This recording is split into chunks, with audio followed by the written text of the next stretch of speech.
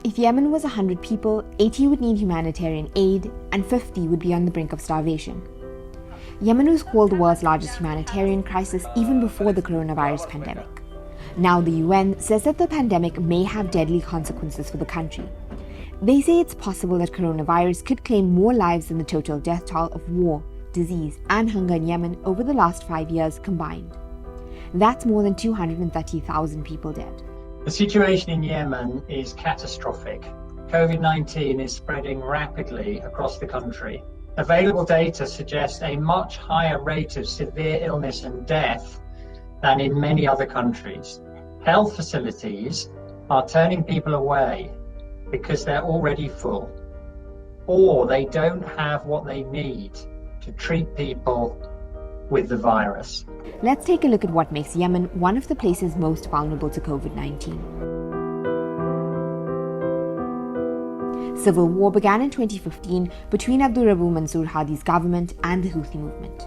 Saudi Arabia, fearing that the Houthi movement was backed by their arch-enemy Iran, launched a coalition to stop the Houthis advancing. They set up an air and sea blockade and an aerial bombardment campaign. Local observers from the Yemen Data Project say that almost a third of Saudi-led coalition strikes have targeted non-military zones, such as marketplaces, farms, schools, hospitals, and wedding ceremonies. هذا العدوان يعني لا يفرق لا بين طفل ولا بين مرأة ولا بين موقع عسكري ولا بين موقع مدني ولا بين حي سكاني.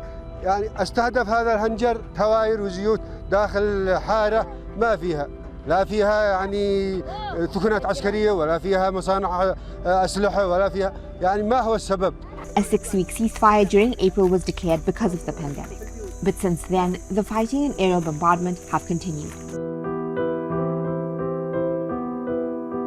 Half of all medical facilities in the country have been destroyed or become dysfunctional because of the war. Doctors have fled the country because of conflict. Nearly a quarter of all districts in Yemen have no doctors at all.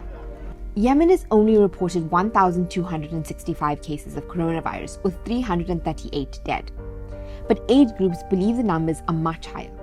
In the south, which is controlled by Hadi's government, some hospitals are refusing to take in COVID patients because of a lack of PPE. In the north, the part of the country controlled by the Houthis, there's an aversion to acknowledging coronavirus. Patients and doctors have been threatened if they release information or data.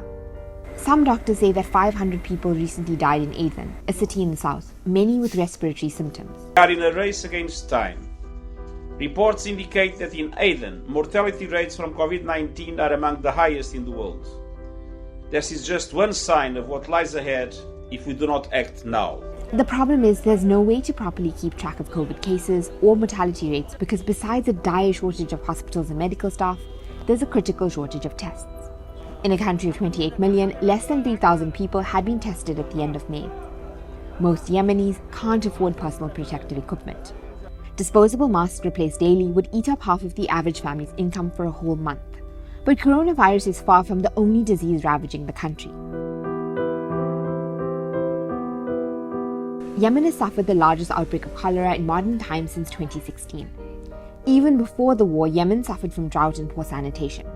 But 5 years of conflict have left more than half of the population without clean water and sanitation. Between 2016 and 2018, Yemen recorded more than 1.2 million cases of cholera. In April 2020 alone, there were more than 110,000 cases recorded in the month. And then there's the issue of malnutrition.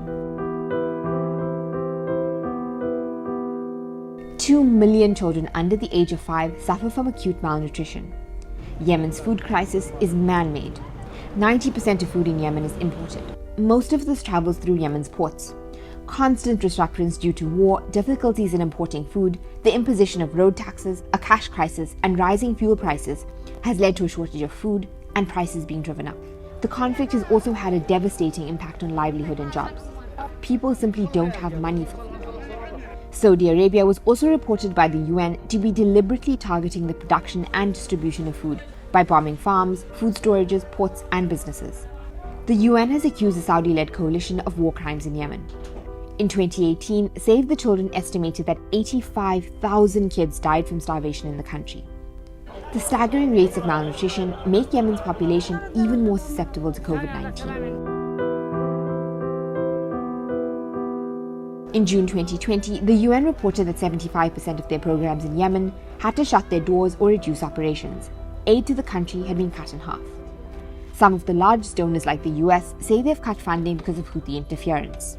I want in particular to warn that cutting funding to one part of the country or another, because you're concerned about the behavior of those in control, is tantamount to the collective punishment of the innocent and the vulnerable. People who have no say on who is in charge in the places they live. Saudi Arabia has cut their aid by more than half since 2019.